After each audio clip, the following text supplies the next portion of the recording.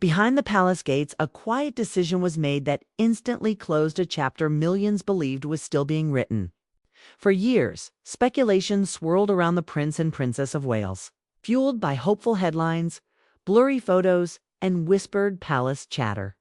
Many assumed it was only a matter of time before another royal baby announcement followed. But when the truth finally arrived, it wasn't wrapped in celebration. It landed softly, firmly, and with a weight that made it clear this choice had been anything but simple. When Kensington Palace confirmed that Prince William and Princess Catherine would not be expanding their family, the news sent a ripple through Britain and far beyond.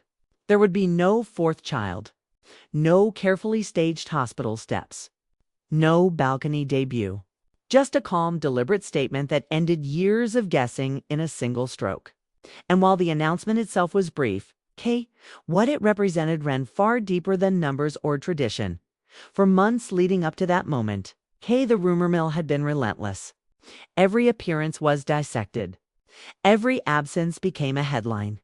When Catherine stepped away from public duties at the start of 2024, speculation went into overdrive.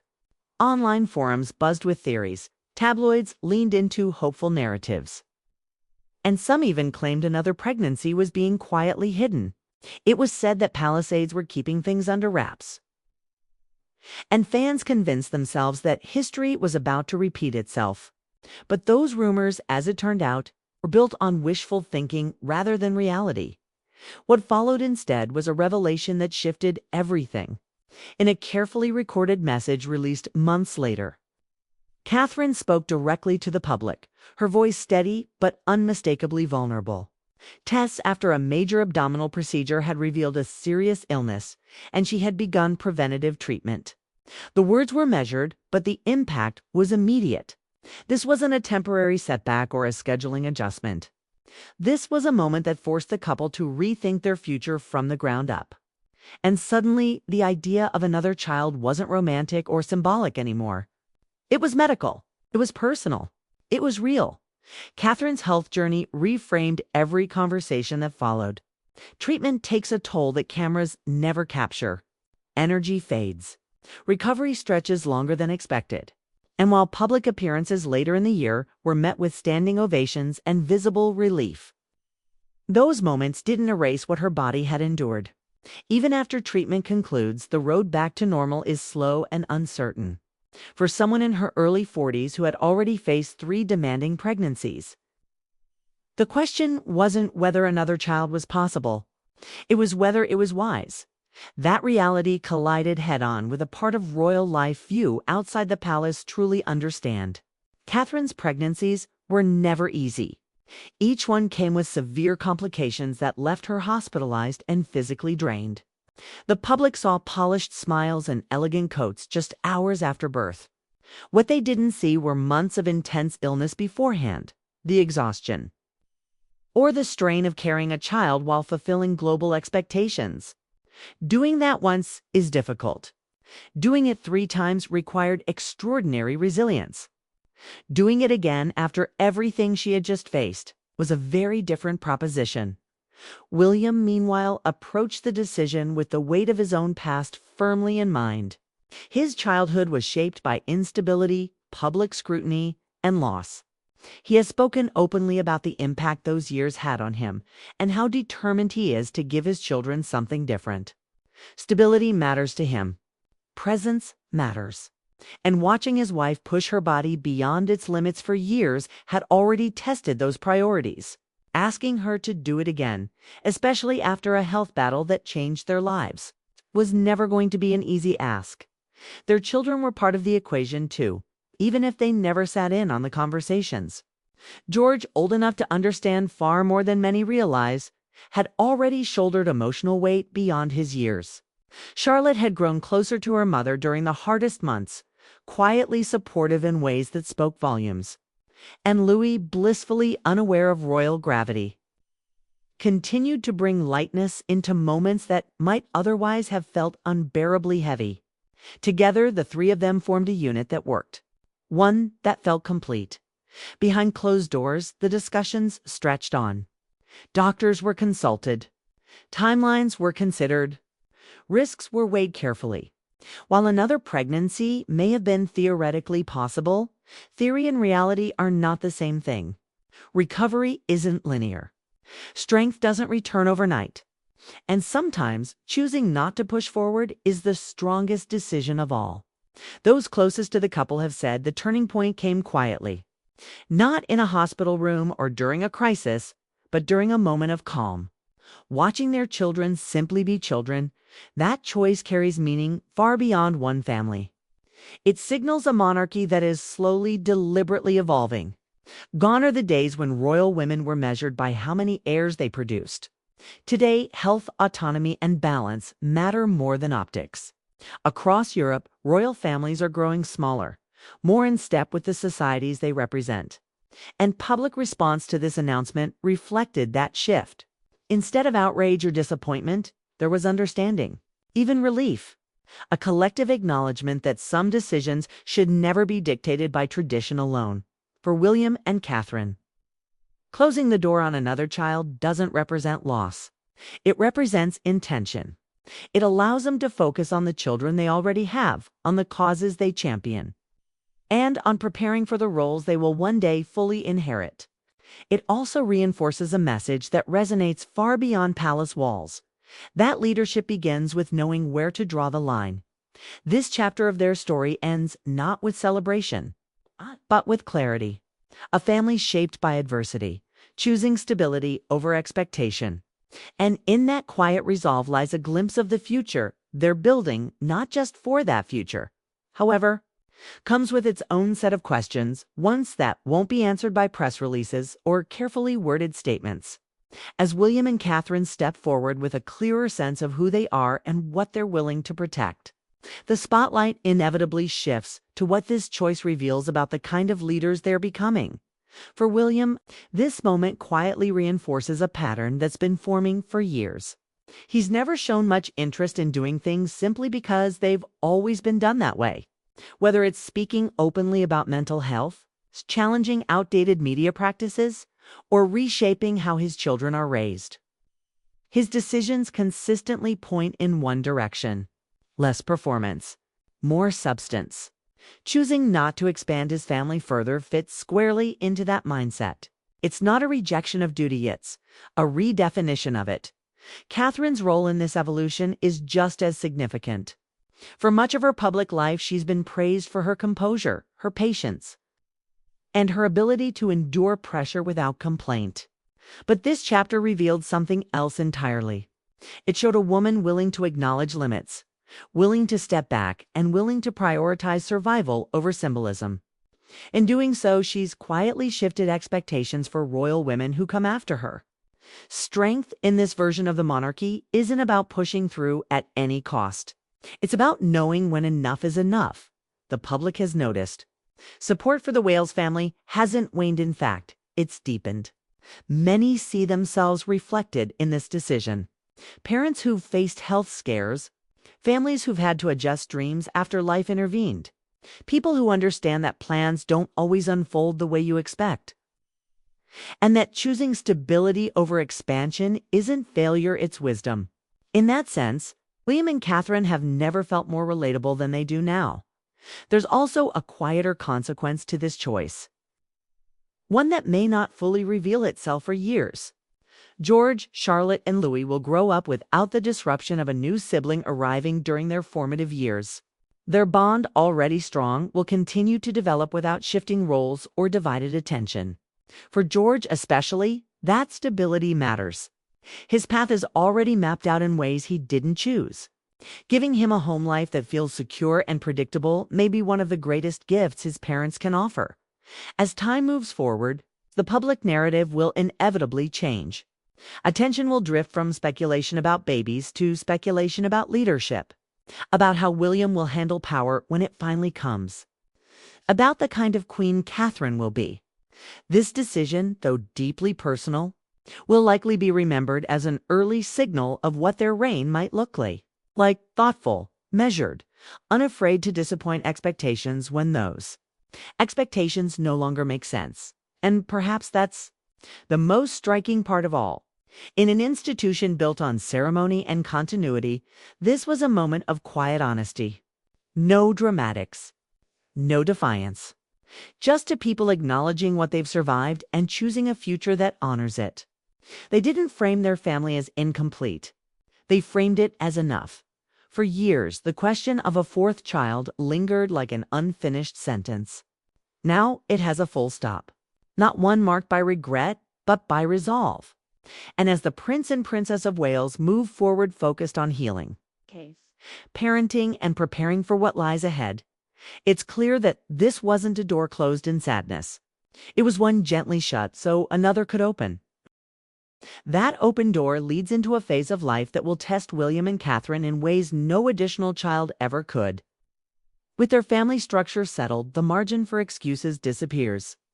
The world will now watch how they step fully into the Kate. Roles they've been quietly preparing for, roles that demand not just visibility, but conviction. In recent years, William's responsibilities have steadily increased, even without a crown on his head.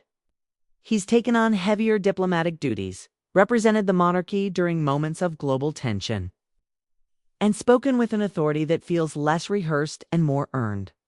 There's a noticeable shift in how he carries himself now, less hesitant, more assured. Some royal watchers have even noted that his leadership style already feels distinct from his father's, less formal, more grounded in lived experience. Choosing to protect his family's stability only reinforces that perception. Catherine's trajectory is just as compelling. Her gradual return to public life has been intentional, almost strategic. She hasn't rushed back into a packed schedule or attempted to prove anything through visibility alone. Instead, she's reappeared when it mattered most, focusing on causes that align closely with her personal journey. Early childhood development, mental well-being, family resilience. These aren't abstract interests anymore. They're deeply personal. And that authenticity is something the public responds to instinctively. Behind the scenes, palace insiders suggest that this period has prompted broader conversations about how the monarchy functions at its highest levels. Expectations around workload, recovery, and personal limits are being quietly reevaluated. What once might have been dismissed as weakness is now increasingly understood as sustainability.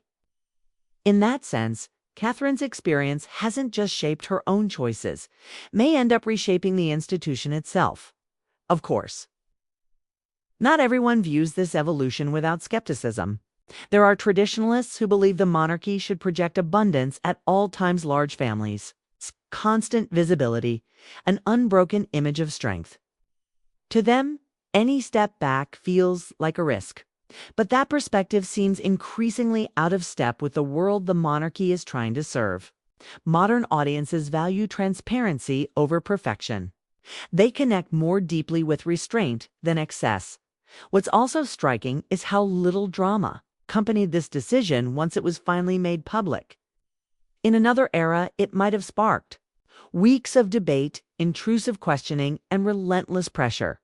Instead, the response was comparatively subdued, respectful even. That alone says something about how much the relationship between the royal family and the public has changed. Boundaries once ignored are now more often acknowledged.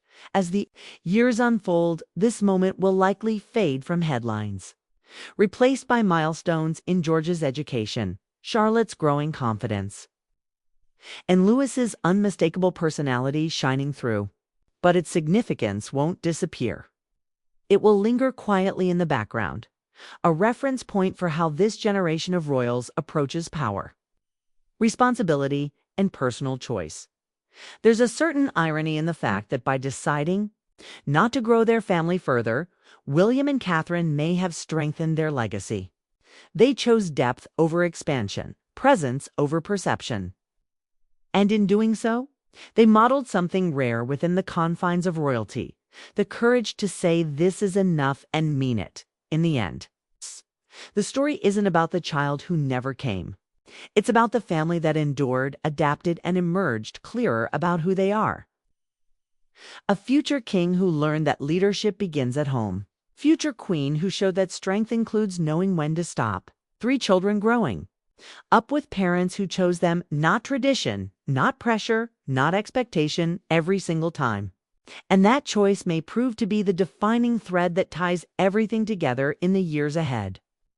When historians look back on this period, they likely won't frame it as a moment of limitation, but as one of alignment. A rare instance where personal truth and public duty moved in the same direction instead of colliding. There's a subtle confidence that comes with finality. By closing the door on speculation, William and Catherine removed a constant background noise that had followed them for years. No more reading into outfits. No more guessing at absences. No more narratives built on hope rather than fact. That clarity gives them something invaluable: control over their own story. And in an institution where control is often surrendered to tradition or public expectation, that's no small thing. It also allows their marriage to exist outside the shadow of what's next. For over 2 decades, their relationship has been defined by milestones: dating, engagement, marriage, children, titles, responsibilities. Now, there's a sense of settling into something steadier, a partnership forged by shared hardship rather than ceremony. Surviving a year like 2024 changes people. It strips away illusion and leaves only what truly matters. For them, that seems to be health, family, and purpose in that order. The monarchy itself benefits from this clarity as well. A stable, focused Prince and Princess of Wales are far more valuable than a stretched, overextended family trying to meet outdated expectations. With no new additions on the horizon, planning becomes simpler. Roles become clearer. The path forward, while still demanding, is more navigable. And that stability will matter enormously when the inevitable transition of power draws closer. Perhaps the most telling aspect of all is how unforced this decision feels in hindsight.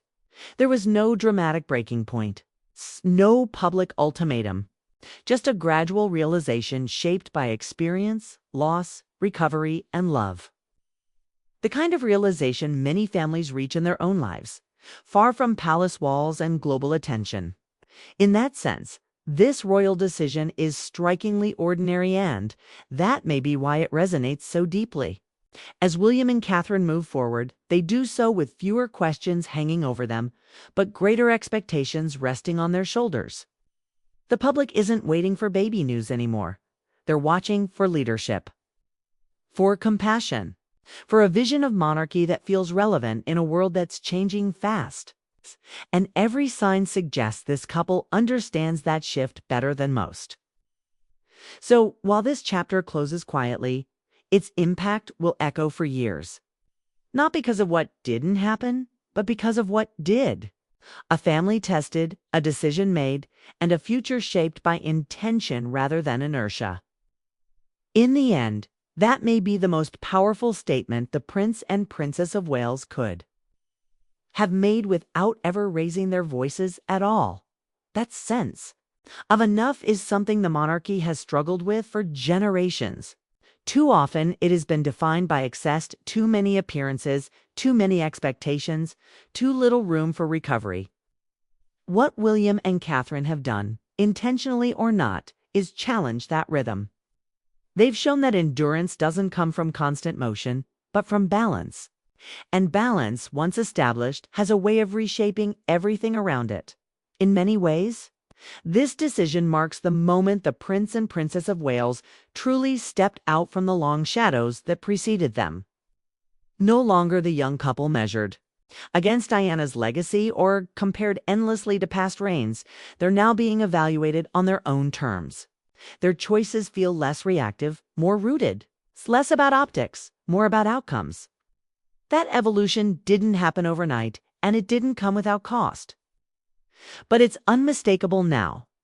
There's also something quietly reassuring in how final this chapter feels. Not dramatic, not defensive, just settled. In a world addicted to constant updates and endless speculation, certainty is rare. By offering it, William and Catherine removed a layer of noise that had followed them for years. And in doing so, they redirected attention to what truly matters, not what might have been, but what already is. As their children grow older, this clarity will become even more important. George will face increasing scrutiny. Charlotte's confidence will continue to draw attention. Louis will inevitably grow out of his role as the carefree youngest and into something more defined. Through it all, the foundation their parents have chosen steady, contained. Intentional will shape how each of them navigates the weight of their names. The public, too, will adjust. The fascination won't disappear, but it will evolve. Fewer questions about babies, more about values, about leadership, about how a future king balances authority with empathy in a world that demands both. And when those questions arise, this decision will sit quietly in the background as part of the answer. In the end, the story of why there won't be a fourth child isn't about absence. It's about presence, about a family that chose to protect what they already had, about a couple who faced uncertainty head-on and responded with intention rather than fear, and about a monarchy that, in this moment at least, chose humanity over habit. That's what makes this decision linger. Not because it broke tradition, but because it revealed something deeper. A shift in priorities, a clearer sense of self, and a future shaped not by expectation, but by choice.